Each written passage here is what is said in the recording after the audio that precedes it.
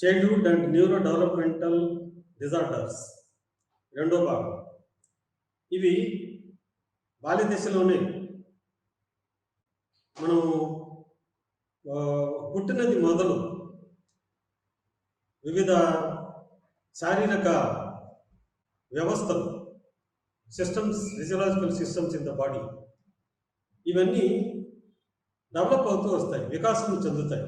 పెరుగుదల, వికాసం, ఇవి రెండు శైశవ దశ నుంచి బాల్య దశ, తర్వాత కౌమార దశ, యవ్వనము, వయోజన దశ, వృద్ధాప్య దశ, ఇలా దశల వారీగా మన శరీర వ్యవస్థలు అభివృద్ధి చెందుతూ, వికాసం చెందుతూ, పెరుగుతూ వస్తూ ఉంటాయి. కొంతకాలం తర్వాత ఇవి క్రమేణా స్థిరీకరణ చెంది ఒక ప్లాటో దశకు చేరుకొని, ఆ తర్వాత క్రమేపీ వయోజన దశ దాటినది మొదలు కొద్ది కొద్దిగా తగ్గుతూ వస్తాయి, క్షీణ దశకు చేరుకుంటాయి. ఇది అన్ని జీవులలోనూ, జీవజాతులలోనూ సహజంగా జరిగేటువంటి ప్రక్రియ. ఈ వివిధ రకాలైనటువంటి వ్యవస్థలలో అతి ముఖ్యమైనది చెప్పాలంటే శరీరంలో ఏ అవయవం కానీ, ఏ అవయవ వ్యవస్థ కానీ ప్రాముఖ్యత లేనిదిగా మనం చెప్పకూడదు. అన్నీ అవసరమే. ఏ విభాగం సరిగా, ఏ వ్యవస్థ సరిగా పనిచేయకపోయినా అది ఇతర వ్యవస్థల మీద దుష్ప్రభావం చూపి మనిషి వివిధ రంగాలలో సర్దుబాటు చేసుకోవడము, తర్వాత వికాసం చెందడము తప్పకుండా అది దెబ్బతీసే ప్రమాదం ఉంది. అన్ని వ్యవస్థలు చెప్పాలంటే రీప్రొడక్టివ్ సిస్టమ్, ఎక్స్క్రిటరీ సిస్టమ్ అంటే పునరుత్పత్తి వ్యవస్థ, ఈ విసర్జక వ్యవస్థ, హార్మోన్లను స్రవింపజేసేటువంటి ఎండోక్రైన్ వ్యవస్థ, వినాడ గ్రంథుల వ్యవస్థ, జీర్ణ వ్యవస్థ, రక్త ప్రసరణ వ్యవస్థ, శ్వాసకోశ వ్యవస్థ, ఇవన్నీ సిస్టమ్స్.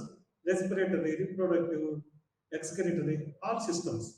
ఈ వ్యవస్థలన్నీ కూడా తమ విధులను సక్రమంగా నిర్వర్తిస్తేనే మనం ఆరోగ్యంగా, ప్రతిభావంతంగా, సమర్థవంతంగా మనం అసలుకోగలుగుతాము. దైనందిన జీవితంలో మనం ఎటువంటి ఇబ్బందులకు గురి కాకుండా మన రోజువారీ జీవితాన్ని విజయవంతంగా గడపగలుగుతాం. ఈ అన్ని వ్యవస్థలను కోఆర్డినేట్ చేసేటువంటి వ్యవస్థ, సమీకృతం చేసేటువంటి వ్యవస్థ నాడీ వ్యవస్థ. అంటే మెదడు, కశేరు నాడీ దండం లేదా వెన్నుపాము, వెన్నుపూస అనుకుంటాం. ఈ నాడీ వ్యవస్థ శరీరంలోని ఇతర వ్యవస్థలను అన్నిటినీ నియంత్రణలో ఉంచేటువంటి వ్యవస్థ.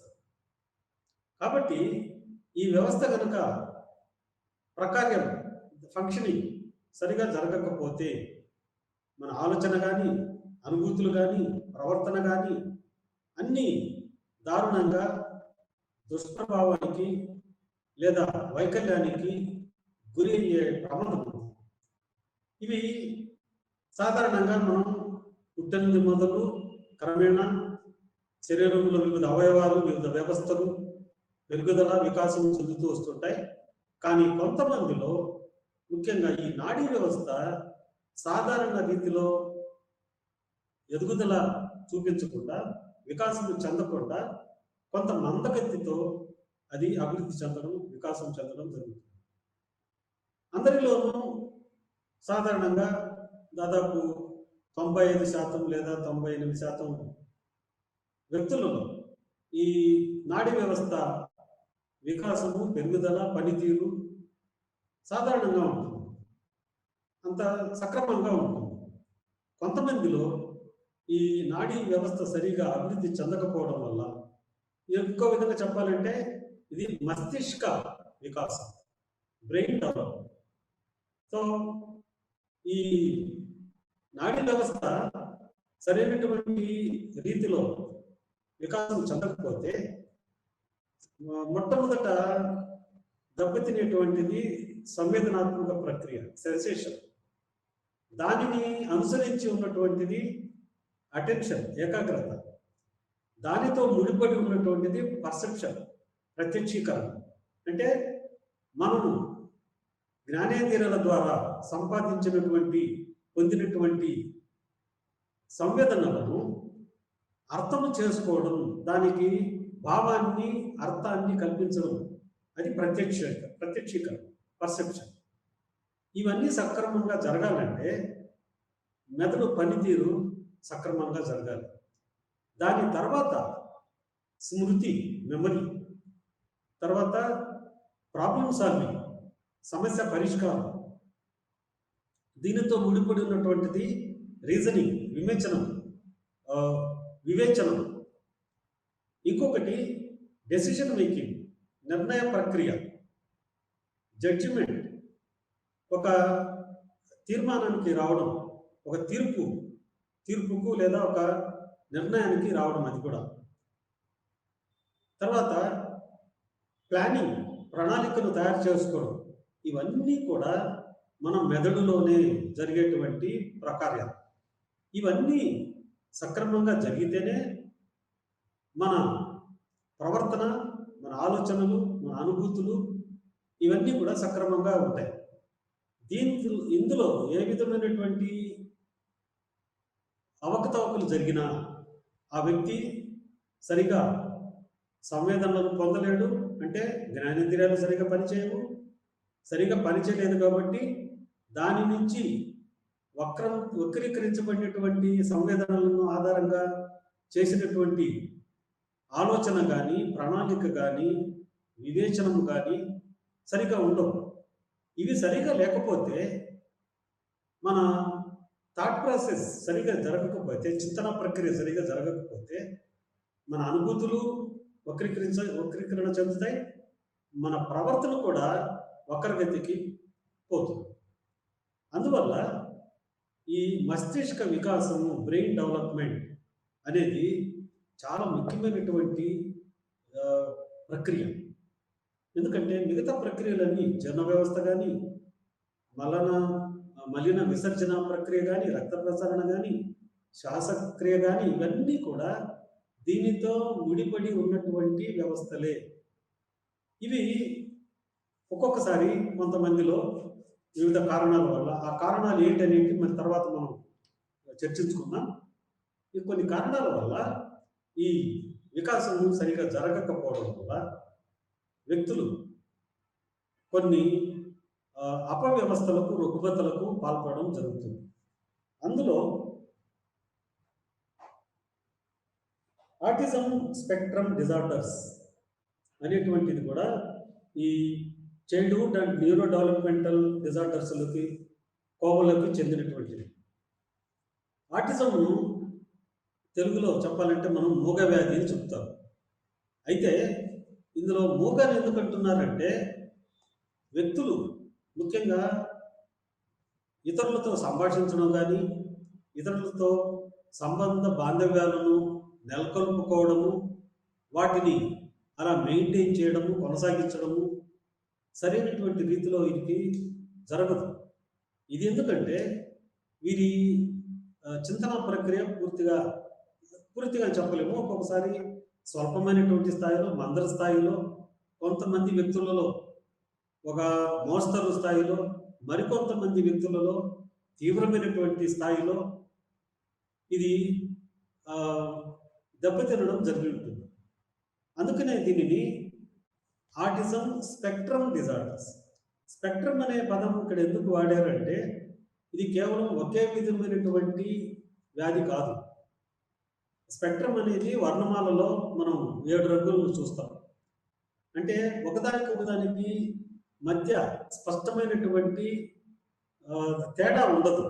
ఈ 7 రంగులు ఒకదానితో ఒకటి కలిసిపోయినట్టుగా ఉంటాయి. అందువల్లనే ఈ వ్యాధికి సంబంధించినటువంటి లక్షణాలు కూడా కొన్ని స్వల్పము లేదా మందర స్థాయి, కొంతమంది వ్యక్తులలో ఒక మోస్తరు స్థాయి, కొంతమంది వ్యక్తుల్లో తీవ్రమైనటువంటి స్థాయిలో ఇది దెబ్బతినడం వల్ల దీనిని స్పెక్ట్రంగా విస్తృత శ్రేణిగా దీనిని వర్ణించడం జరిగింది. ఇంకొక కారణం ఏంటి ఆటిజంను స్పెక్ట్రమ్ డిజార్డర్గా చెప్పడం అంటే 4 రకాలైనటువంటి వ్యాధులు ఏంటంటే ఇంటలెక్చువల్ డిజబిలిటీ, ప్రజ్ఞానాత్మక వైకల్యము, స్పెసిఫిక్ లెర్నింగ్ డిజబిలిటీ, నిర్దిష్టమైనటువంటి అభ్యసన వైకల్యము, తర్వాత ఈ ఆటిజం, ఇవి ఇన్ని కూడా అందులోనే ఇమిడి ఉన్నాయి కాబట్టి దీనిని స్పెక్ట్రమ్ అని చెప్పడం జరిగింది. ఇవన్నీ కూడా బాల్య దశలోనే ఎదుగుదల వికాసము కుంటుపడడం వల్ల ఈ రుగ్మత మనం అంటే బాల్య దశలోనే ఇది ప్రారంభమవుతుంది. అందువల్ల దీనిని చైల్డ్హుడ్ న్యూరల్ డెవలప్మెంట్ డిజార్డర్ అని చెప్పుకుంటున్నాం. అయితే ఈ ఈ రుగ్మతల వెనుక కారణం, స్థూలమైనటువంటి కారణం ఏంటంటే మెదడు నిర్మితి కానీ, స్ట్రక్చర్లో కానీ, ప్రకార్యాత్మకంగా ఫంక్షన్లో కానీ లోపం ఉండటం వల్లనే ఈ రుగ్మతలకు వ్యక్తులు పాల్పడుతుంటారు. అందుకని దీన్ని structural or functional differences in the brain, నిర్మాణాత్మకమైనటువంటి లేదా ప్రకార్యాత్మకమైనటువంటి లోపాల వలన వ్యక్తులు ఈ రుగ్మతలకు పాల్పడతారు. కాబట్టి వీటిని ఈ కోవలోకి చేర్చడం జరిగింది. ఇందులో ఈ స్పెక్ట్రంలో మనం ఇంటలెక్చువల్ డిజబిలిటీ, ప్రజ్ఞానాత్మక వైకల్యం, దీన్ని ఒకప్పుడు మెంటల్ రిటార్డేషన్ అని, మెంటల్ డిజబిలిటీ అని కొన్ని పేర్లతో పిలిచేవారు. వర్గీకరణ కూడా ఈడియట్, ఇంబెసైల్, మొరాన్ అనేటువంటి పదాలతో ఆ వ్యక్తులను లేబుల్ చేయడం జరిగేది. కానీ ఇది సరైనటువంటి పద్ధతి కాదు. ఈ రుగ్మతను అలా లేబుల్ చేస్తే ఆ వ్యక్తులు తీవ్రమైనటువంటి మనోవేదనకు గురి అవుతారు, అది నాగరికమైనటువంటి పద్ధతి కాదు అనే భావనతో American psychiatry association DSM, diagnostic and statistical manual, అప్పుడప్పుడు దానిని మీరు రివ్యూ చేసి దాన్ని పునరావృతం చేసి పునఃపరిశీలన చేసి కొన్ని మార్పులు, సంస్కరణలు ప్రవేశపెట్టి ఈ వర్గీకరణను కూడా కొంత వ్యక్తులకు బాధాకరము కాని పద్ధతిలో వీటిని చేర్చడం జరిగింది, విభజించడం జరిగింది. అందుకని ఇప్పుడు ఈడియట్, ఇంబెసైల్, మొరాన్ అనేటువంటి పదాలతో కాకుండా mild, moderate, severe, profound intellectual disability అని చెప్పడం జరిగింది. ఇందులో వ్యక్తులు ఈ ఇంటలెక్చువల్ డిజబిలిటీలో అంటే ప్రజ్ఞానాత్మక వైకల్యంలో సాధారణ స్థాయి కంటే తక్కువ ప్రజ్ఞ వీరిలో ఉండడం, అది ఎంత తక్కువ ఉంది, కొంత తక్కువ ఉంటే అది స్వల్పమైనటువంటి వైకల్యం, ప్రజ్ఞా వైకల్యం. మరికొంచెం తక్కువ ఉంటే అది ఒక మోస్తరు, మోడరేట్. ఇంకా తక్కువ మేధో వికాసం జరిగి ఉన్నట్లయితే అది సివియర్. సివియర్ అనేటువంటిది తీవ్రమైనటువంటి. ఇక 4వది చాలా స్వల్పమైనటువంటి, చాలా తక్కువ మోతాదులో ఈ మస్తిష్క వికాసం జరిగినటువంటి వ్యక్తులను ప్రొఫౌండ్ డెవలప్మెంట్, ప్రొఫౌండ్ డెఫిషియన్సీ, ఇది ప్రగాఢమైనటువంటి లేదా సంపూర్ణమైనటువంటి. ఇది ఈ 4 రకాలైనటువంటి స్థాయిల్లో ఈ ప్రజ్ఞా వైకల్యాన్ని వర్గీకరించడం జరిగింది. ఇది డిఎస్ఎం 5లో 2013లో ఈ మార్పు స్థిరపరచడం జరిగింది. ఇందులో మొదటిది మైల్డ్ ఇంటలెక్చువల్ డిజబిలిటీ.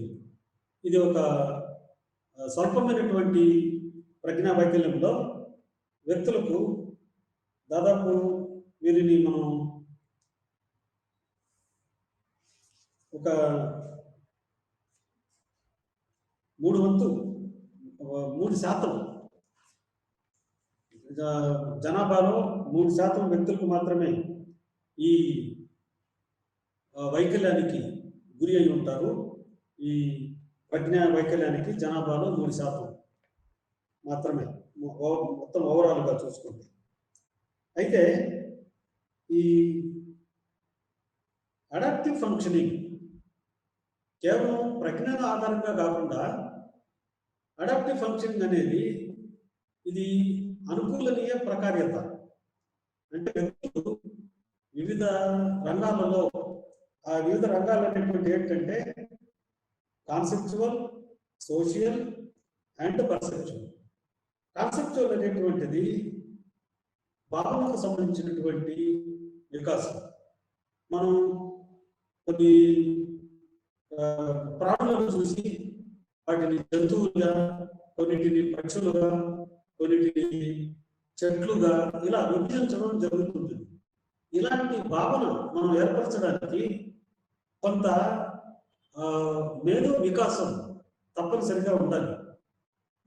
చిన్నపిల్లలు మొదట ఒక జంతువును చూసినప్పుడు, ఉదాహరణకు ఇంట్లో పిల్లిని లేదా కుక్కను చూసినప్పుడు దానిని బౌబౌ అని లేకపోతే మ్యావ్ అని చెప్పుకోవడం జరుగుతుంది.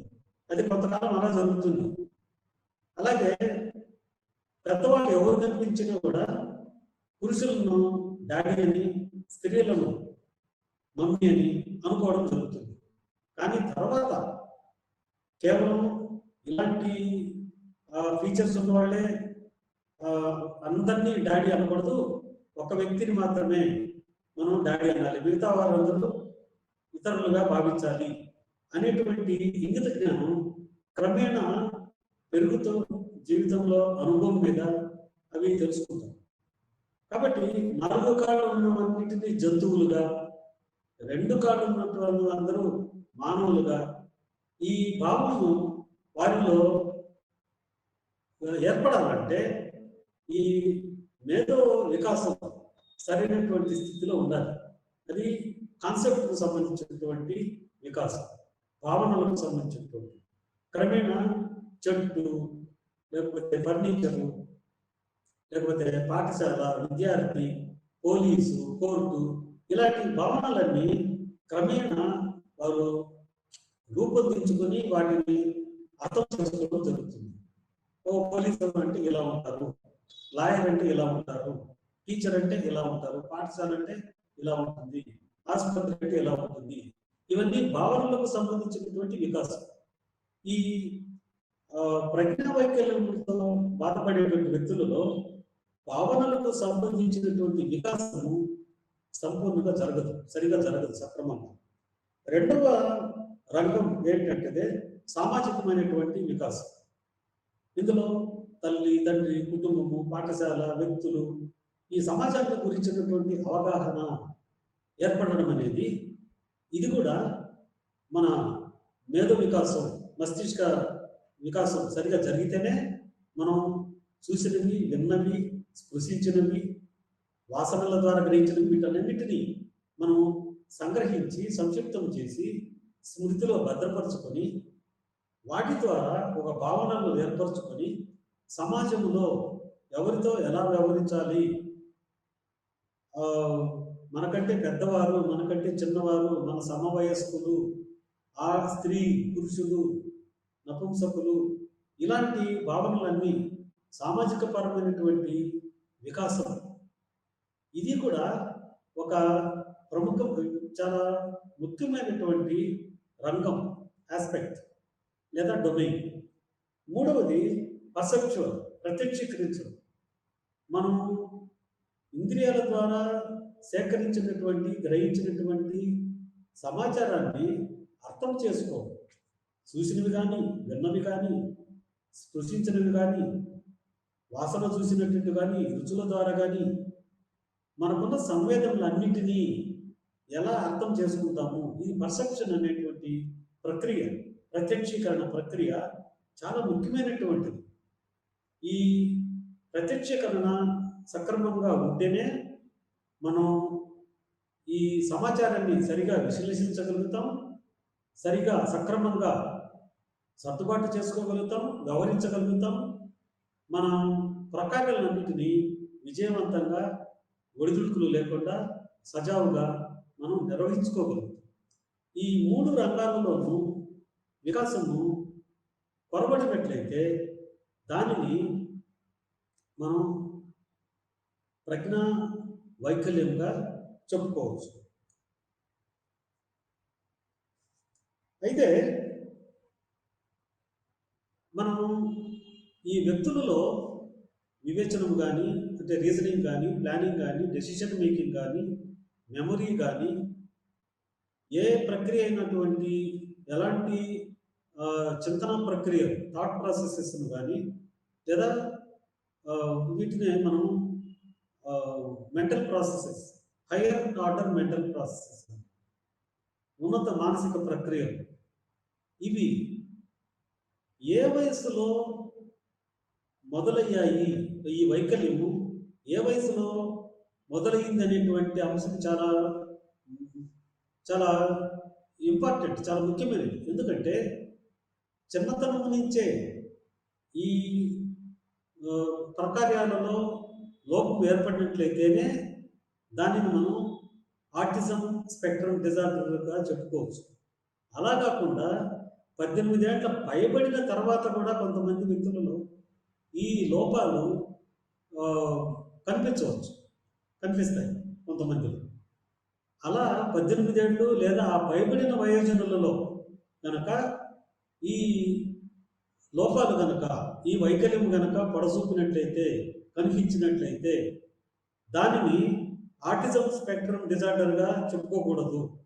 దానిని మనం డిమెన్షియా అని చెప్తాం. డిమెన్షియా అనేటువంటిది కూడా చిత్త వైకల్యం. ఇది కొంతమంది వ్యక్తులలో అల్జీమర్స్ డిసీజ్ వల్ల కానీ, పార్కిన్సన్ డిసీజ్ వల్ల కానీ, ఇతర హంటింగ్టన్ కొరియా ఇలాంటి జబ్బుల వల్ల కొంతమందిలో 18 ఏళ్ళ పైబడిన తర్వాత వాళ్ళలో ఈ లక్షణాలు ప్రారంభమయ్యి క్రమేణా అవి చాలా తీవ్ర స్థితికి చేరుకుంటాయి. దానిని మనం ఆటిజం స్పెక్ట్రమ్ డిజార్డర్గా చెప్పుకోవాలి. దానిని మనము డిమెన్షియాగా చెప్పుకోవాలి. ఒక్కొక్కసారి సెనైల్ డిమెన్షియా అని కూడా అనుకుంటాం. అది చాలా వృద్ధాప్య దశలో అటువంటిది. అంటే చాలా వృద్ధాప్యం అని కాదు, వృద్ధాప్యానికి సంబంధించి కొంతమందిలో క్రమేణా ఈ మానసిక ప్రక్రియలు, ఇది thinking, planning, memory, decision making, motor coordination, ఇవన్నీ కూడా క్రమేణా కొంత క్షీణిస్తూ వస్తాయి. అది సహజంగా జరిగేటువంటి ప్రక్రియ. కానీ కొంతమందిలో అకస్మాత్తుగా, హఠాత్తుగా 20 ఏళ్ళ పైబడిన వారిలో, 18 ఏళ్ళ పైబడిన వారిలో, కొంతమందిలో 30 ఏళ్లకు, కొంతమంది 40 ఏళ్ల వయసులో, కొంతమంది 50 ఏళ్ల వయసులో కూడా ఈ లక్షణాలు కనిపించినట్లయితే దానిని డిమెన్షియాగా చెప్పుకోవడం జరుగుతుంది. కాబట్టి ఈ ఆటిజం స్పెక్ట్రమ్ డిజార్డర్కు ఒక ప్రమాణం ఏంటంటే వయస్సు. 18 ఏళ్ళ కంటే లోపల, ఇంకా చిన్న వయసులో చెప్పాలంటే చిన్న పుట్టుకతోనే పుట్టినదే అదిగా మొదలుకొని ఈ లక్షణాలు కనుక పడుచుకున్నట్లయితే దానిని మాత్రమే మనం ఆటిజం స్పెక్ట్రమ్ డిజార్డర్గా వర్గీకరించడం జరుగుతుంది. అయితే DSM-5 కొన్ని క్రైటీరియా, కొన్ని ప్రమాణాలను నిర్దేశించింది. ఆ లక్షణాల ఆధారంగా మనము ఆటిజం స్పెక్ట్రమ్ డిజార్డర్గా లేదా మొదట ఇంటెలెక్చువల్ డిజబిలిటీ గురించి మనం చర్చించుకుంటే DSM-5 ప్రకారం ప్రజ్ఞానాత్మక ప్రకారాలలో, అంటే వివేచనము, ప్రాబ్లమ్ సాల్వింగ్, సమస్య పరిష్కారం లేదా సమస్య పూరణం, ప్రణాళిక, అబ్స్ట్రాక్ట్ థింకింగ్, ఇది నైరూప్య చింతన. అబ్స్ట్రాక్ట్ వర్సెస్ కాంక్రీట్ అంట. ఒక వస్తువు, స్థూలమైనటువంటి వస్తువును గురించి ఆలోచిస్తే అది అబ్స్ట్రాక్ట్, అది కాంక్రీట్ థింకింగ్ అంటాం. అంటే ఒక కుక్క ఉంది, ఒక పిల్లి ఉంది, అలాగే ఒక ఏనుగు, ఒక ఆవు, వీటన్నిటిని మనం చూసినప్పుడు వాటిలో ఉన్నటువంటి శారీరక లక్షణాలను, వాటి రూపాన్ని, వాటి ఆ, వివిధ ఫీచర్స్, ధర్మాలను గమనించి మనం వాటిని గుర్తుపెట్టుకున్నట్టయితే అది కాంక్రీట్ థింకింగ్, మూర్త చింతన. అబ్స్ట్రాక్ట్ థింకింగ్లో ఒక ఆవు కానీ, పిల్లి, కుక్క లేదా ఏనుగు, వీటిని అన్నిటినీ కలిపి ఒక జంతువు అనేటువంటి భావనను కనుక ఏర్పరచుకున్నట్టయితే అది అబ్స్ట్రాక్ట్ థింకింగ్. ఈ అబ్స్ట్రాక్ట్ థింకింగ్ అనేది ఇది మనం క్రమేణా అనుభవం ద్వారా మెదడు మస్తిష్కం వికాసం చెందడం ద్వారా, ఇది అనుభవము అటు మస్తిష్క వికాసం రెండు కలగలిపి ఈ అబ్స్ట్రాక్ట్ థింకింగ్లో, నైరూప్య చింతనలో పాల్పంచుకుంది. ఈ ఒక జంతువు అంటే ఏమిటి అనేది ఇది అమూర్త చింతన లేదా నైరూప్య చింతన. జంతువు అంటే 4 కాళ్ళు ఉంటాయి, తోక ఉంటుంది, ముక్కు, ఇలాంటి శారీరక అవయవాలన్నీ ఉంటాయి. అవి ముఖ్యంగా 4 కాళ్ళతో నడుస్తుంటాయి. ఇలా అవి జంతువులు కాబట్టి ఇవి పాలిస్తాయి. ఇలా ఈ లక్షణాలన్నింటినీ క్రోడీకరించి ఏర్పరచుకున్నటువంటి భావన అమూర్త చింతనగా మనం చెప్పుకోవచ్చు, లేదా నైరూప్య చింతన. ఇది ఒక సంగ్రహించబడినటువంటి, సంక్షిప్తం చేయబడినటువంటి భావన. ఇది క్రమేణా వ్యక్తి ఎదుగుదల, వికాసం క్రమంగా సరైన పద్ధతిలో జరిగినప్పుడే ఈ అబ్స్ట్రాక్ట్ థింకింగ్ అనేటువంటి ఉన్నత చింతన ప్రక్రియ అతనికి అలవడుతుంది. రెండవది అడాప్టివ్ ఫంక్షనింగ్. ఇది అనుకూలమైనటువంటి ప్రకారిక ప్రవర్తన. అంటే సమాజంలో ఇతరులతో వ్యవహరించడం, సోషల్ కల్చరల్ స్టాండర్డ్స్, సమాజానికి అనుగుణంగా పెద్దలతో ఎలా ప్రవర్తించాలి, సమావేశకులతో ఎలా ప్రవర్తించాలి, ఎలాంటి పనులు మాత్రమే సమాజం ఆమోదిస్తుంది, ఏది అవినీతికరమైనటువంటి ప్రవర్తన, సత్ప్రవర్తన అంటే ఏంటి, దుష్ప్రవర్తన అంటే ఏంటి, ఏ పని చేస్తే దాని కాన్సిక్వెన్స్, దాని ప్రభావం ఎలా ఉంటుంది, ఇది ఆలోచించగలిగి ఒక పని చేస్తే దాని ఫలితం, దాని ప్రభావం ఎలా ఉంటుంది, ఇది దాని పర్యవసానం ఎలా ఉంటుంది అనేటువంటిది ఆలోచించగలిగి ఆ విధంగా సమాజంలో నడుచుకోవడం. ఇది ఒక విధమైనటువంటి సామాజిక ప్రక్రియలో జరిగేటువంటి, సోషలైజేషన్లో జరిగేటువంటి వికాసం. ఇది కనుక వ్యక్తిలో లోపించినట్లయితే లేదా కొరత ఉన్నట్లయితే దానిని కూడా ఇంటలెక్చువల్ డెఫిషియన్సీ కింద మనం తీసుకోవచ్చు. స్వయంగా స్వతంత్రంగా తన పనులు తాను చేసుకోవడం, ఇతరులతో స్నేహితం చేయగలగడం, ఆ స్నేహితాన్ని అలాగే కొనసాగించగలగడం, కొన్ని సందర్భాల్లో కొన్ని అభిప్రాయ భేదాలు, స్పర్ధలు వచ్చి కొంతకాలం ముభావంగా, లేకపోతే కొంత కాలం కొంత శత్రుత్వం వహించేటువంటి పరిస్థితికి దారి తీయవచ్చు. కానీ తిరిగి కొంతకాలం జరిగిన తర్వాత వాటిని క్షమించడమో లేకపోతే రాజీ పడడము ద్వారా తిరిగి స్నేహితాన్ని పునరుద్ధరించుకోగలిగి, అలాంటి సామాజిక నైపుణ్యం వ్యక్తిలో కనుక లోపించినట్లయితే అది కూడా ప్రజ్ఞా వైకల్యం కిందకే మనం చెప్పుకోవచ్చు. తర్వాత డెవలప్మెంటల్ పీరియడ్లో ఎలాంటి ప్రజ్ఞానాత్మకమైనటువంటి కొరతలు ఉన్నా దానిని కూడా మనం ప్రజ్ఞా వైకల్యంగానే చెప్పుకోవచ్చు. ఇక్కడ 4 రకాలైనటువంటి 4 స్థాయిల్లో ఉన్నటువంటి ప్రజ్ఞా వైకల్యాన్ని వివరించడం జరిగింది. మైల్డ్ ఇంటలెక్చువల్ డిజబిలిటీలో ఇది స్వల్పమైనటువంటి ప్రజ్ఞా వైకల్యము. ఈ ఇది చాలా స్వల్పమైనటువంటి కొరతగా మనం చెప్పుకోవచ్చు. సాధారణంగా జనాభాలో ప్రజ్ఞా వైకల్యంతో బాధపడేటువంటి వ్యక్తులలో ఎక్కువ శాతం ఈ స్వల్పమైన లేదా మంత్ర స్థాయిలోనే వారి మేధో వైకల్యం ఉంటుంది. వీరు కొంతవరకు ఎడ్యుకబుల్, వీరిని విద్యావంతులుగా కొంతవరకు మనం నేర్పించవచ్చు, విద్య నేర్పించవచ్చు. ఎడ్యుకబుల్ అంటే వీరు దాదాపు 3వ తరగతి నుంచి 6వ తరగతి వరకు వీరు పాఠశాలకు పంపినట్లయితే అతి తక్కువ అంటే 3వ తరగతి వరకు చదవగలుగుతారు. అతి ఎక్కువ అంటే 6వ తరగతి వరకు వీరిని మనం చదివించవచ్చు. అయితే వీరు పెద్ద వయసు వచ్చినప్పటికీ కూడా దాదాపు 11 ఏళ్ల వయసు ఉన్నటువంటి వ్యక్తుల్లో ఉన్నటువంటి పరిపక్వతను మనం గమనించవచ్చు. 8 నుంచి 11 ఏళ్ల వయసు ఉన్నటువంటి వ్యక్తులలో మానసిక పరిపక్వత ఎలా ఉంటుందో ఆ స్థాయికి వరకే వీరు చేరగలుగుతారు. అంతకుమించి వీరు చేరుకోలేరు. వీరు కొన్ని ప్రకారాలను అప్పగిస్తే కొంత బాధ్యతతో చేయగలుగుతారు. కానీ అప్పుడప్పుడు వీరు చేసే పనుల మీద అజమాయిషి లేదా పర్యవేక్షణ అవసరం. ఎందుకంటే కొన్ని పనులు వీరు యాంత్రికంగా చేయడం జరుగుతుంటుంది.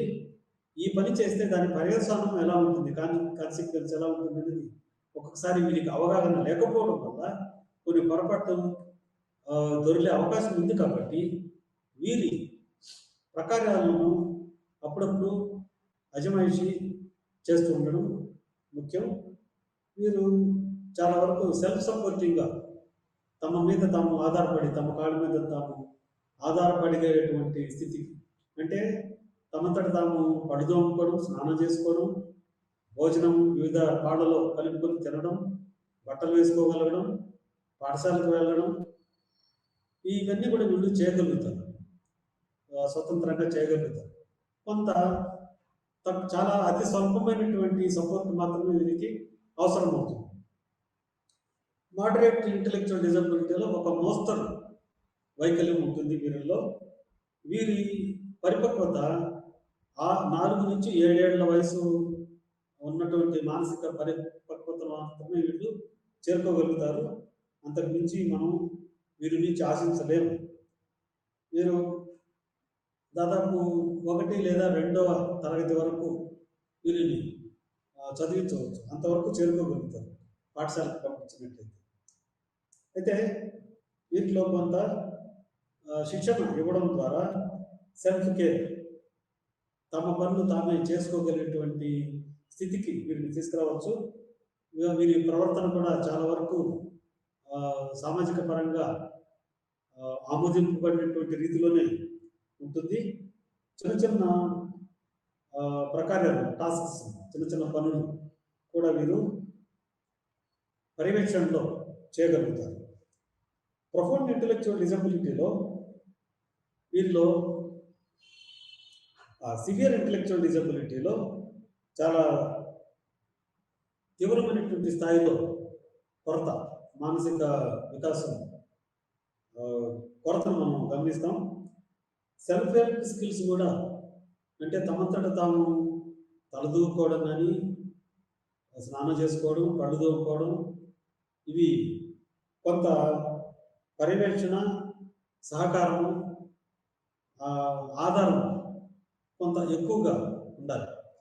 ఈ బట్టలు వేసుకోవడం, బట్టలు పెట్టుకోవడం, ఇలాంటివి కూడా కొంతవరకు వీటిని మనం కొంత పర్యవేక్షించి సాయం చేస్తూ ఉండాలి. తర్వాత ప్రొఫౌండ్ ఇంటెలెక్చువల్ డిజబిలిటీ, ఇది ప్రగాఢ లేదా సంపూర్ణ. ఇది చెప్పాలంటే దే ఆర్ ఆన్ వెంటిలేటర్. ప్రతి పనికి వీరు ఇతరుల మీద ఆధారపడి ఉంటారు. టాయిలెట్ ట్రైనింగ్ కానీ, స్నానం చేసుకోవడం కానీ, ఆకలి అంటే ఏంటో తెలియదు, ఆహ్, ఆహ్, సకాలానికి ఆహారం పెట్టడం కానీ, తర్వాత విసర్జక ప్రక్రియల మీద కూడా వీరికి సరైనటువంటి నియంత్రణ ఉండదు. చిన్నపిల్లల్లాగే వీరికి 10, 12 ఏళ్ల వయసొచ్చినా కూడా ఈ బెడ్ వెట్టింగ్ గానీ, లేకపోతే బ్లాడర్ కంట్రోల్ గానీ, ఇవన్నీ తమంతట తాము చెప్పలేరు కూడా. వ్యక్తం చేయడం కూడా వీరికి చేత కాదు. స్పీచ్ కూడా వీరిలో స్వల్పంగా ఉంటుంది. సంజ్ఞలు, సైగల ద్వారానే వీరిని కమ్యూనికేట్ చేయడం జరుగుతుంది. దీనికి కారణాలేంటంటే బయోలాజికల్‌గా ఈ జీవశాస్త్రపరమైనటువంటి కారణాలు గనక మనం అన్వేషించినట్లయితే బ్రెయిన్ పెథాలజీ, మెదడులో ఒక వ్యాధిగ్రస్తమైనటువంటి స్థితి ఉన్నందుకు ఇది ఆర్గానిక్ ఇంపైర్మెంట్, అంటే మెదడులో తీవ్రమైనటువంటి ఘాతము, మెదడు తీవ్రంగా దెబ్బతినడం, తీవ్రమైనటువంటి ఇన్ఫెక్షన్, ఇలాంటి స్థితిలో ఉండి డ్యామేజ్ జరిగి తీవ్రమైనటువంటి మానసిక మేధో వైకల్య కొరత వల్ల ఇవి ఈ ఇంటలెక్చువల్ డెఫిషియన్సీ, ఇంటలెక్చువల్ డిజబిలిటీ కి గురి అయ్యేటువంటి అవకాశం ఉంది. అయితే వీటితో పాటు కొన్ని పరిసరాత్మకమైనటువంటి, సామాజిక పరమైనటువంటి కారణాలను కూడా చెప్పుకోవడం జరుగుతుంది. ఇందులో చైల్డ్ అబ్యూస్, చిన్నతనంలో పిల్లల్ని సరైనటువంటి పద్ధతిలో పెంపకపోవడం వల్ల ఇది దుర్వినియోగం, పిల్లలను చాలా తీవ్రమైనటువంటి పెంపక పద్ధతులకు గురి చేయడం వల్ల అబ్యూస్ లేదా నిర్లక్ష్యం, నెగ్లెక్ట్, లేదా సోషియో ఎమోషనల్ డిప్రైవేషన్, సామాజిక పరమైనటువంటి, ఉద్వేగాత్మకమైనటువంటి కొరత వల్ల లేని డిప్రైవేషన్, అంటే పిల్లలను సరైనటువంటి ప్రేమ, అనురాగము, ఆదరణ, ఈ అనుభూతులు చాలా అవసరం. తల్లి నవ్వుతూ పిల్లల్ని పలకరించడం, ముద్దు పెట్టుకోవడం, ఇలాంటివి, ఈ ఫిజికల్ టచ్ చాలా కీలకమైన పాత్ర పోషిస్తుంది. పిల్లల సామాజిక ఎదుగుదలకు ఈ తల్లిదండ్రులు సరైనటువంటి పెంపక పద్ధతులను పాటించడం చాలా అవసరం. కాబట్టి ప్రేమ, దయ, జాలి, అనురాగము, ఇవి పిల్లల్లో మనం చూడాలంటే తల్లిదండ్రులు వారు పిల్లలకు అవి అందిస్తేనే అవి వాళ్ళలో పుష్పిస్తాయి. కాబట్టి ఇవి కనుక చిన్నతనం నుంచి పూర్తిగా వారికి దక్కకపోతే, డిప్రైవ్ అయినట్లయితే, వారు ఇలాంటి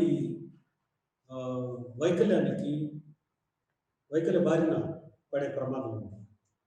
ఇంకా జెనెటిక్ ఫ్యాక్టర్స్, జీన్స్, ఇందులో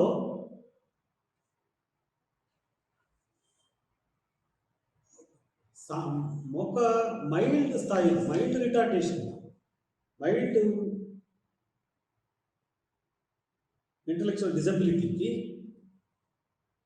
300 రకాలైనటువంటి జన్యువులు కారకము అవుతున్నాయని శాస్త్రజ్ఞులు గుర్తించారు. ఇక్కడ ఒక ఆసక్తికరమైనటువంటి విషయం ఏంటంటే, స్వల్ప స్థాయిలో ఉన్నటువంటి వైకల్యము ఎక్కువ జన్యువుల ప్రభావం వలన జరుగుతుంది, దాదాపు 300 జన్యువులు. అదే తీవ్రమైనటువంటి మేధో వైకల్యానికి ఒక్క జన్యువే కారణంగా శాస్త్రజ్ఞులు, ఏదో ఒక సింగిల్ జీన్ కారణంగా శాస్త్రజ్ఞులు అభిప్రాయపడుతున్నారు. ఇది 2008లో శాస్త్రజ్ఞులు జరిపిన పరిశోధనలు బట్టి క్యురాటోలో, బొంబార్డియరి, జోసెఫ్ జరిపినటువంటి పరిశోధనల ద్వారా ఇది తెలుసుకోబడింది. తర్వాత ఈ ఎక్స్ లింక్డ్ జీన్, ఈ ఎక్స్ క్రోమోజోమ్ అనేటువంటిది శిశువు జెండర్ను అంటే ఆడ మగ నిర్దేశించేటువంటి క్రోమోజోమ్. ఇవి ఎక్స్ వై అంటే ఎక్స్ క్రోమోజోమ్కు తో సంబంధం ఉన్నటువంటి జన్యువులను కూడా గుర్తించడం జరిగింది. తర్వాత కొన్ని పోషకాహార లోపాల వల్ల కూడా ఈ మానసిక వికాసం సరిగా జరగదనేటువంటి విషయాన్ని శాస్త్రజ్ఞులు కనుగొన్నారు. ఇంకొకటి పీకేయు, ఫినైల్ కీటోన్యూరియా. ఇది ఫినైల్ అలనైన్ అనేటువంటి ఒక అమైనో యాసిడ్. ఇది ప్రోటీన్ సబ్స్టెన్సెస్, మాంసకృతులు లేదా ప్రోటీన్లు ఎక్కువగా ఉన్నటువంటి పదార్థాలలో ఈ ఫినైల్ అలనైన్ అనేటువంటి ఆమ్లం ఉత్పత్తి అవుతుంది. దానిని మెటబలైజ్ చేయడానికి, దాన్ని జీర్ణం చేసుకోవాలంటే ఫినైల్ అలనైన్ హైడ్రాక్సిలేజ్ అనేటువంటి ఎంజైమ్ చాలా అవసరం. ఆ ఎంజైమ్ లోపించడం వల్ల ఈ ఫినైల్ అలనైన్ అనేటువంటి ప్రోటీనులు రక్తంలో పేరుకుపోయి అవి అమితంగా పేరుకుపోవడం వల్ల ఈ నాడీ వ్యవస్థను దెబ్బతీస్తాయి. సో ఇది బయాలజికల్ ఫ్యాక్టర్గా మనం చెప్పుకోవచ్చు. తర్వాత infections, toxic agents and radiation. కొన్ని రకాలైనటువంటి వ్యాధులు సంక్రమించినట్లయితే హెచ్ఐవి, హ్యూమన్ ఇమ్యూనో వైరస్, ఆదివార వ్యాధి, జర్మన్ మీజిల్స్ లేదా కార్బన్ మోనాక్సైడ్, ఇది ఒక వాయువు. ఇది కనుక తల్లి గర్భస్థ స్త్రీ కనుక వీటికి కనుక గురైనట్లయితే పిల్లలు, పుట్టిపోయే పిల్లలు ఈ మానసిక వైకల్యానికి పడే అవకాశము ఉంటుంది. తర్వాత ఈ గర్భిణీ స్త్రీలు ఎక్కువగా ఆల్కహాల్ని తీసుకోవడం కూడా దాని దుష్ప్రభావం పెరిగే శిశువు మీద పడుతుంది. అలాగే ఆర్హెచ్ అనేటువంటి రక్తానికి సంబంధించినటువంటి ఆర్హెచ్ ఫ్యాక్టర్, ఇది శిశువుకు తల్లికి కంపాటిబిలిటీ ఉండాలి. ఆర్హెచ్ ఇందులో అనుకూలనీయత లేకపోయినట్లయితే శిశువుకు ఒక ఆర్హెచ్, అది అనుకూలనీయత లేకపోయినట్లయితే కూడా ఈ అవయవాలు నిర్మాణము, మెదడు నిర్మాణం కానీ దాని ప్రక్రియ కానీ దెబ్బతినే ప్రమాదం ఉంది. తర్వాత ఈ ఆర్హెచ్ ఫ్యాక్టర్ స్త్రీ పురుషులు తల్లి తండ్రుల్లో ఉన్నటువంటి ఆర్హెచ్ ఫ్యాక్టర్ కంపాటిబిలిటీ, అనుకూలనీయత లేకపోయినట్లయితే ఆ ప్రమాదం కూడా దారితీస్తుంది. తర్వాత కొంతమంది స్త్రీలు ప్రసవం సమయంలో విపరీతమైనటువంటి ఒత్తిడికి గురి అవుతారు. కొంతమంది మొరటుగా ఫోర్సెప్స్తో శిశువును బయటికి లాగడం చేసుకుంటారు. అలాంటి ట్రామాటిక్ ఘాతాత్మకమైనటువంటి ప్రసవంలో పుట్టినటువంటి పిల్లలు ఈ మస్తిష్క వికాస లోపానికి గురి అయ్యే అవకాశం ఉంటుంది. తర్వాత ప్రసవంలో శిశువు ఒక్కొక్కసారి పిండం అడ్డము తిరగడం, అది ఒక విధమైనటువంటి కాంప్లికేషన్స్కు దారితీస్తుంది. తర్వాత ఈ ప్రసవం చాలా డిలే కావడం, స్లోగా విలంబం జరగడం వల్ల కూడా ఎక్కువసేపు శిశువు ఒత్తిడికి గురి కావడం వల్ల అలా మెదడు దెబ్బతినే అవకాశం ఉంటుంది. తర్వాత బ్రెయిన్‌లో రక్తం రక్తం స్రావం జరగడం, బ్లీడింగ్ ఇన్ ద బ్రెయిన్. అలాంటి భౌతికమైనటువంటి విఘాతాలకు గురి కావడం వల్ల కూడా శిశువు సరిగా మస్తిష్కం వికాసం జరగదు. తర్వాత కొంతమందిలో ఆక్సిజన్ స్థాయి ప్రసవం జరిగేటప్పుడు ఆక్సిజన్ స్థాయి సరైనటువంటి తగినటువంటి స్థాయిలో ఆక్సిజన్ లభ్యం కాకపోవడం వల్ల కూడా అది శరీర వికాసం మీద దుష్ప్రభావం చూపుతుంది. మాల్న్యూట్రిషన్ ఇది పోషకాహార లోపం. ముఖ్యంగా ప్రోటీన్లు లోపించినట్లయితే ఈ గర్భిణీ స్త్రీలకు పుట్టబోయే శిశువులలో ఇలాంటి ప్రమాదానికి గురి కావడం జరుగుతుంది. తర్వాత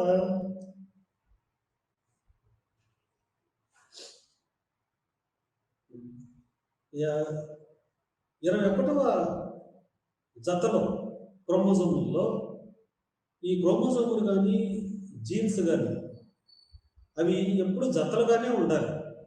జతకు తక్కువైనా సరే, జతకు మించి 3 ఉన్నా సరే అది విపరీతమైనటువంటి పరిణామానికి దారితీస్తుంది.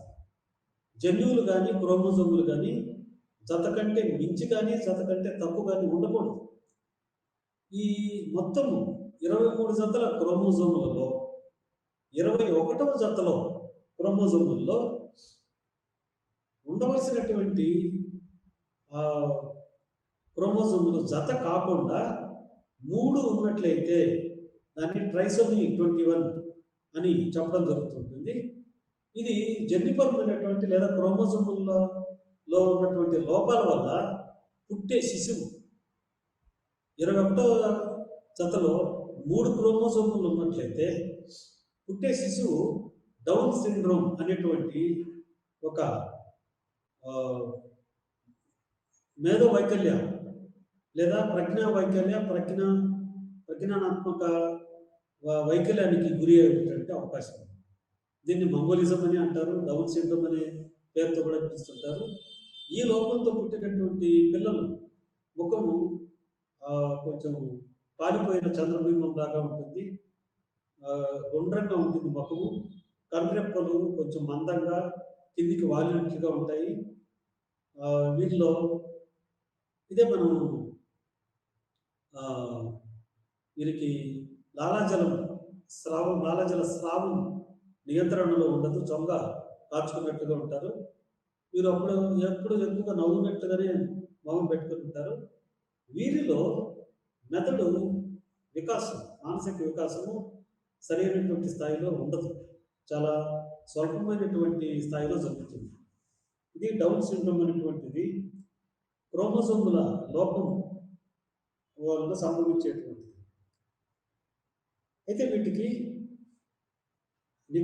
చికిత్స ఏమన్నా ఉందా అంటే ఇందులో special education and rehabilitative programs కొన్ని పథకాలను, కొన్ని నిర్దేశించినటువంటి ప్రోగ్రాంలను ప్రభుత్వం వారు, కొందరు ప్రైవేట్ యాజమాన్య వారు కూడా స్పెషల్ ఎడ్యుకేషన్, ప్రత్యేకమైనటువంటి శిక్షణ ఇవ్వడం జరుగుతుంది.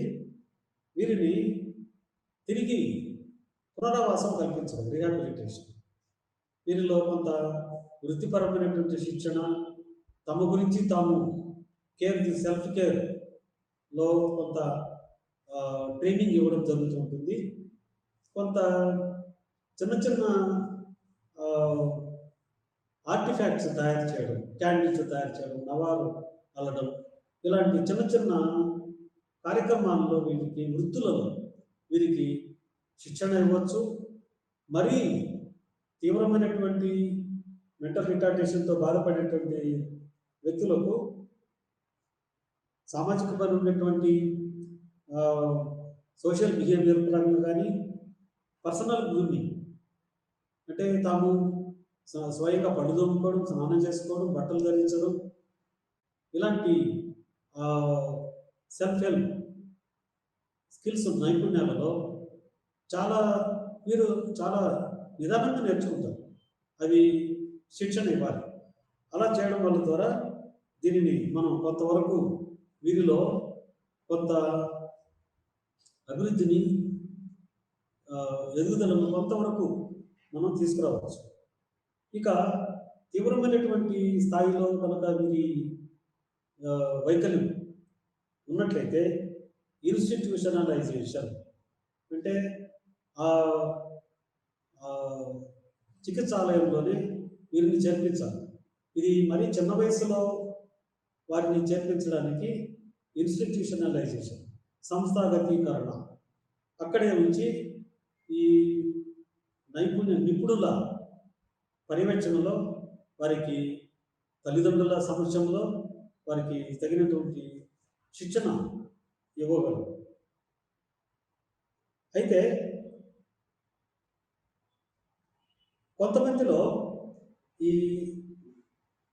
కొంతమందిలో మాత్రమే కౌమార దశలో కనుక వీరిలో ఈ లక్షణాలు కనుక మనం చూసినట్లయితే అంటే 11 ఏళ్ళు 12 ఏళ్ళు 13 ఏళ్ళ ఆ వయసులో ఒకసారి కొంచెం దౌర్జన్యకరమైనటువంటి ప్రవర్తన, కొంత డెలిక్వెన్సీ ఇలాంటి లక్షణాలు కనుక మనం నేర ప్రవృత్తిని సూచించేటువంటి లక్షణాలు కొంత మనం గమనించినట్లయితే వారిలో మనం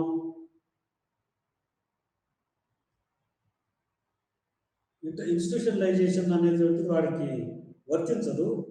వారితో ఫ్యామిలీ సపోర్టుతో వారిలో కొంత మార్పును ఈ నిపుణుల సమక్షము, నిపుణుల పర్యవేక్షణ, కుటుంబ సభ్యుల సమక్షంలో వారికి కొంత శిక్షణ ఇవ్వడం ద్వారా వారిలో కొంత మెరుగుదలను మనం తీసుకురావచ్చు. తర్వాత ఆటిజం స్పెక్ట్రమ్ డిజార్డర్స్ అనేటువంటివి 4 రకాలైనటువంటి ఆస్పర్గర్ సిండ్రోమ్, పర్వేసివ్ డెవలప్మెంటల్ డిజార్డర్, తర్వాత ఆటిజం, వీటినన్నింటినీ కలిపి ఒక స్పెక్ట్రమ్గా ఇందులో ఒక విధమైనటువంటి లక్షణాలే కొంచెము స్థాయిలో ఉన్నటువంటి తారతమ్యం భేదాల మూలంగా వీటిని ఆటిజం స్పెక్ట్రమ్ అనేటువంటి వ్యాధిగా పేర్కొన్నారు. ఇందులో ముఖ్యంగా వీరికి ఎటువంటి లోపాలు ఉంటాయి అంటే వీరు ఇతరులతో సంభాషణ జరపడం, సమాచారాన్ని వ్యక్తం చేయడం, అనుభూతులను ఇతరుల్లో ఉన్నటువంటి ఎమోషన్స్ని ఫీలింగ్స్ని గుర్తించగలగడం, అర్థం చేసుకోగలగడం వీరికి తెలియదు. తమలో ఉన్నటువంటి ఆలోచనలను అనుభూతులను కూడా వీరు గుర్తించలేదు. తనకు కోపం ఉందా లేకపోతే బాధ, భయమా, దేనిని వీరిలో లాంగ్వేజ్ డెవలప్మెంట్, భాష వికాసం చాలా స్వల్పంగా ఉంటుంది. ఇతరులతో తమ హావభావాలను సరైనటువంటి రీతిలో వ్యక్తం చేయలేరు. ఇతరుల హావభావాలను వీరు అర్థం చేసుకోలేరు. తర్వాత సామాజిక పరంగా వీరు సంభాషించడం కానీ, వ్యక్తిచర్య జరపడం, ఇంటరాక్షన్ జరపడం కానీ, అంటే ప్రేమ లేకపోతే స్నేహము, బంధుత్వము ఇలాంటి వాటిని వీరు అర్థం చేసుకోలేరు. వాటిని వీరు నెలకొల్పలేరు, స్నేహితము చేసుకోలేకపోవడం, ఒకవేళ స్నేహపూర్వకంగా ప్రవర్తించిన దానిని అలాగే కొనసాగించడం వీరికి తెలియదు. ఇది సోషల్ ఎమోషనల్ రెసిప్రోసిటీ, ఇచ్చిపుచ్చుకోవడం, ఇతరుల అనుభూతులను గుర్తించడం, తన అనుభూతులను గుర్తించగలగడం వీరిలో ఉండదు, లోపిస్తుంది. నాన్ వర్బల్ కమ్యూనికేషన్, హావభావాలు, మన ముఖ కవళికలు, బాడీ లాంగ్వేజ్, ఐసైట్, తర్వాత మూమెంట్ ఆఫ్ హ్యాండ్స్ ఇవన్నీ కూడా అశాబ్దిక భావప్రసారం అంటాం. మనం కొన్ని సందర్భాల్లో మాటలతో చెప్పవలసి వస్తేనే మాటలతో శాబ్దికంగా మనం వ్యక్తం చేస్తాం. ఒక్కొక్కసారి అశాబ్దికంగా సైగల ద్వారా, సంజ్ఞల ద్వారా, హావభావాల ద్వారా మనం వ్యక్తం చేయగలుగుతాం. వీరిలో కొంతమంది ఒకవేళ అర్థం చేసుకున్నా దానిని తిరిగి రెసిప్రొకేట్ చేయడం దానిని వీరికి చేత కాదు. వీరి ప్రవర్తన రెస్ట్రిక్టెడ్ అండ్ రిపిటేటివ్, చేసిన పని తిరిగి తిరిగి చేస్తుంటారు. వీరికి ఎక్కువ వేరియేషన్స్, వివిధ రకాలైనటువంటి ఆటలు ఆడడం కానీ, బొమ్మలతో లేదా వస్తువులతో ఆడుకోవడం కానీ, వివిధ రకాలైనటువంటి ఆటలు ఆడుకోవడం కానీ వీరికి చేత కాదు. చేసిన పనినే, వ్యక్తం చేసినటువంటి ప్రవర్తననే తిరిగి తిరిగి పదే పదే పునరావృతం చేసుకుంటూ ఉంటారు. అది ఒక లోపం వీరిలో. ఇందాక చెప్పుకున్నట్లు భాష కూడా చాలా స్వల్పంగా ఉంటుంది. వీరికి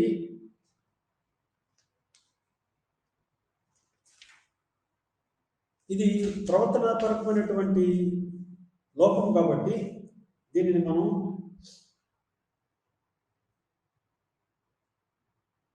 ఇందులో ఆటిజంకు కూడా కారణాలను ఇక్కడ చెప్తున్నారు. ఇందులో ప్రీనేటల్ ఫ్యాక్టర్స్, పరిసరాత్మకంగా ఇందులో ఎక్కువగా జన్యువుల పాత్ర ఉందనేటువంటిది శాస్త్రజ్ఞులు తెలుసుకున్నారు. అందువల్లనే కుటుంబంలో వంశపారంపర్యంగా కొంతమందిలో ఇది ఒకే కుటుంబంలో అలాగే కొన్ని తరాలుగా అలా కొనసాగే అవకాశం ఉంది. జన్యుపరమైనటువంటి కారణాలను శాస్త్రజ్ఞులు వ్యక్తం చేస్తున్నారు. తర్వాత మెదడులో ఉన్నటువంటి ప్రేషకాలు, నాడీ ప్రేషకాలు, ముఖ్యంగా గ్లూటమేట్ అనేటువంటి నాడీ ప్రేషకం తగినటువంటి స్థాయిలో లేకపోవడం వల్ల ఈ మూగవ్యాధి, ఆటిజం స్పెక్ట్రమ్ డిజార్డర్కు గురి అవకాశం ఉందని చెప్పి పరిశోధకులు తెలుసుకున్నారు. తర్వాత జన్మ పూర్వ కారకాలు, ప్రీనేటల్ ఫ్యాక్టర్స్లో ఎక్స్పోజర్ టు రేడియేషన్, ఎక్స్ కిరణాలకు తల్లి గర్భస్థంలో ఉన్నటువంటి ఆ గర్భిణీ స్త్రీ ఎక్స్పోజ్ కావడం వల్ల కూడా కొన్ని సందర్భాల్లో శిశువుల్లో ఈ వైకల్యం ఏర్పడే అవకాశం ఉంది. తర్వాత టాక్సిన్స్, ఇందులో కార్బన్ మోనాక్సైడ్, లెడ్, ఇట్లాంటి విషపూరిత పదార్థాలు, ఆల్కహాల్ వీటిని సేవించడం, కొన్ని డ్రగ్స్, ఉదాహరణకు థాలిడోమైడ్ అనేటువంటి ఒక గర్భిణీ స్త్రీలు వాడినటువంటి ఔషధం కూడా, మందులు కూడా కొన్ని దుష్ప్రభావాలను చూపినట్లుగా పరిశోధనల ద్వారా తెలిసింది.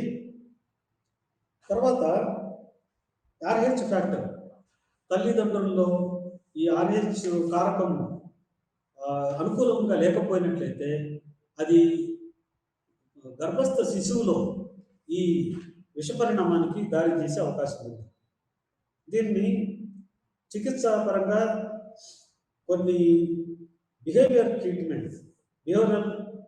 ట్రీట్మెంట్ అంటే ప్రవర్తనవాదులు కాంప్లెక్స్ టాస్క్ను చిన్న చిన్న ఈజీలీ మేనేజబుల్ టాస్క్స్గా, రెస్పాన్సెస్గా దానిని విడగొట్టి నేర్పడానికి అవకాశం ఉంటుందని చెప్పుకుంటున్నారు.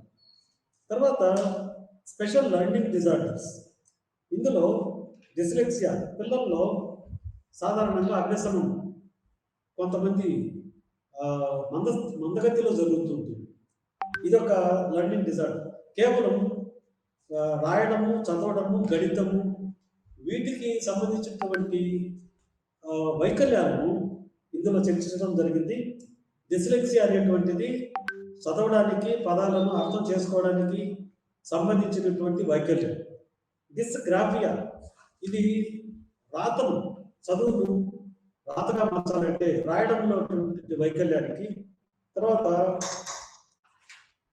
ఈ శాబ్దికమైనటువంటి కాకుండా గణితమైనటువంటి లోపాలను కూడా చెప్పుకోవచ్చు.